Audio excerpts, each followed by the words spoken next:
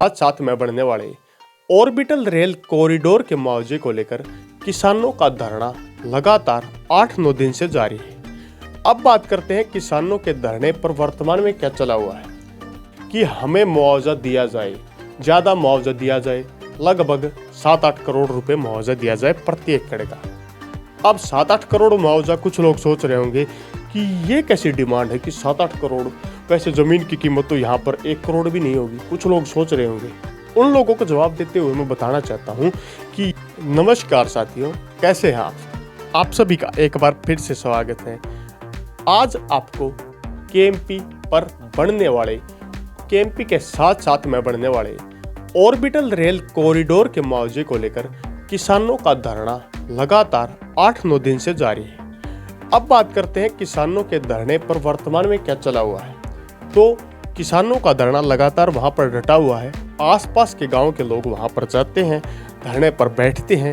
शाम को धरना स्थल वहीं रहता है, लेकिन किसान वहां पर बैठकर अपनी मांगे रखकर वापस आ जाते हैं। अब पॉइंट नोट करने वाला यह है कि इतनी सर्दी के अंदर किसान लगातार डटे हुए हैं।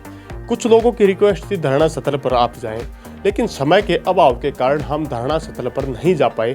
लेकिन आप लोगों को अपडेट देते रहना ही हमारा पहला दायित्व है, पहला फर्ज है। अब धरना स्थल की अगर बात करें, हम आसोदा गांव के पास मांडोठी के जो केएमपी टोल है उसके पास जो धरना स्थल चला हुआ है उसकी बात यहाँ पर करने वाले हैं। अगर उस धरना स्थल की बात करें तो वह किसानों का सबसे पहले धरने पर यही मांग है कि हमें मुआवजा दिया जाए, ज़्यादा मुआवजा दिया जाए, लगभग 7-8 करोड़ रुपए मुआवजा दिया जाए प्रति एकड़ का। अब 7-8 करोड़ मुआवजा, कुछ लोग सोच रहे होंगे कि ये कैसी डिमांड है कि 7-8 करोड़, वैसे ज़मीन की कीमत तो यहाँ पर 1 करोड़ भी नहीं होगी, कुछ लोग सोच रहे होंगे।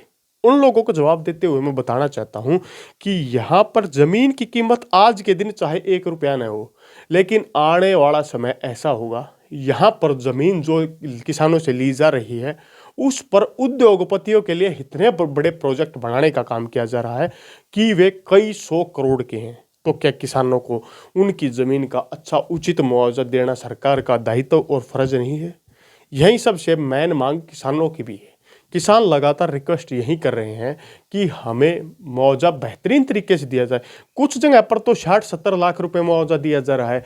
क्या आप इस बात से सहमत हैं? 60-70 लाख रुपए प्रति एकड़, लगभग 5000 गज जमीन का 60 से 70 लाख रुपया देना क्या सही बात है? 60-70 लाख में एक, अगर बारीकी से किसी शहर में, दिल्ली शहर में जाएं, आप एक छोटी सी दुकान भी नहीं ले सकते 60-70 लाख रुपए में। और यहाँ पर 5000 के लगभग जमीन देने, 5000 गज के लगभग जमीन देने की बात हो रही है।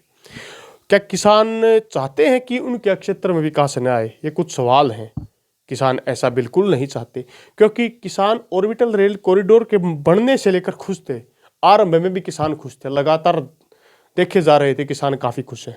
लेकिन जब मुआवजे का अवार्ड सुनाया गया तो किसान खासे नाराज हैं उस मुआवजे को लेकर, क्योंकि एक ज़मीन जो लगभग आज से 1000-1500 वर्ष पूर्व आपके पुरखों द्वारा लगातार सींची गई, आपकी भूख मिटाने के लिए उस ज़मीन पर लगातार चीज़ें उगाई गई, और आज उस ज़मीन की कीमत मात्र 50 से 60 लाख रुपए लग रही है, जो दिल्ली में एक छोटी सी दुकान 1 से 1.5 करोड़ तक की हो जाती है। ऐसा देखने का माहौल है। तो यही सबसे खास पॉइंट है किसानों की मांग को लेकर। वहाँ पर धरना स्थल पर किसान लगातार शपथ ले रहे हैं। कोई शपथ बेटी बचाओ को लेकर, कोई महिला सशक्तिकरण को लेकर, कोई अपनी डिमांड को लेकर, ऐसी रोज शपथें वहाँ पर दी जा रही हैं। ये सबसे खास, रोचक और बारीक तथ्य है, क्योंकि किसानों की डिमांड लगातार मुआवजा बढ़ाने को लेकर ही है। इससे पहले अगर बात की जाए, ये जो एरिया पड़ता है केएमपी के आसपास का, आने वाले समय में यहाँ पर 5 शहर हरियाणा सरकार बसाने वाली है। तो आप खुद समझ सकते हैं, जब गुड़गांव जैसे 5 शहर इसके आसपास में बसाए जाएंगे, क्या यहाँ पर ज़मीन को कौड़ियों के भाव लेना ही सरकार की मंशा है? क्या सरकार किसानों का अधिकारों का हनन करने का काम कर रही है? इसी प्रकार की डिमांड भी वहाँ पर रखी जा रही है कि हमारी मांग उठाई जाए बेहतरीन तरीके से। किसानों की मांग यही है कि उन्हें अच्छा मुआवजा दिया जाए ऑर्बिटल रेल कॉरिडोर के मुआवजे को लेकर, इसीलिए किसान असंतुष्ट हैं। अब बात करते हैं ऑर्बिटल रेल कॉरिडोर की।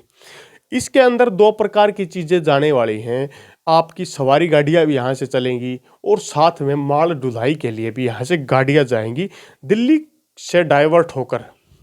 तो सबसे खास पॉइंट यही बनता है कि यहाँ पर मालगाड़ियों की संख्या सबसे ज़्यादा रहने वाली है, लेकिन फिर भी किसानों की मांग नहीं मानी जा रही है, क्योंकि यात्री जो सफ़र यहाँ से वहाँ करेंगे वे उनकी संख्या अपेक्षाकृत मालगाड़ियों को इसकी संख्या उनसे ज़्यादा होने वाली है, क्योंकि सामान को एक स्थान से दूसरे स्थान तक पहुंचाने के लिए इस रूट को बनाए जाने का काम होगा।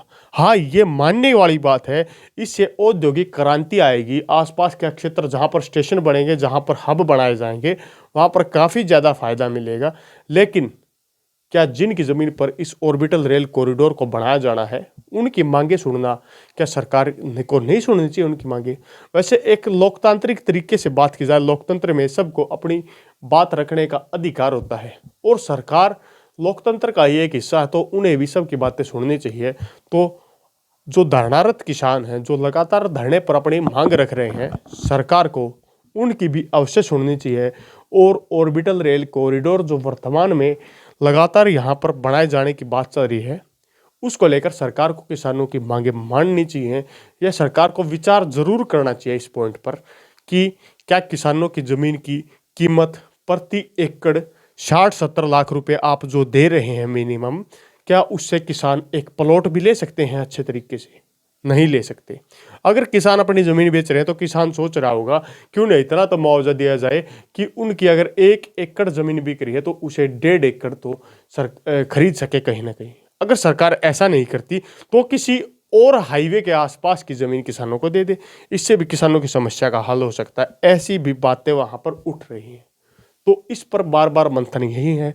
लगातार सबसे बड़ी अपडेट यही है, साफ और सीधे तौर पर किसानों का धरना जारी है और किसान अपनी मांगों पर अड़े हुए हैं कि उन्हें किसानों को बेहतरीन तरीके से मुआवजा दिया जाए, नहीं तो वे इसी प्रकार धरना चलाते रहेंगे और अपनी 1 एकड़ ज़मीन, क्या एक कतरा भी ज़मीन वे सरकार को नहीं देंगे ऑर्बिटल रेल कॉरिडोर को लेकर, और ना ही ऑर्बिटल रेल कॉरिडोर को बिछाने का काम कराएंगे जब तक उनकी ज़मीन का उचित मुआवजा उन्हें नहीं मिलता।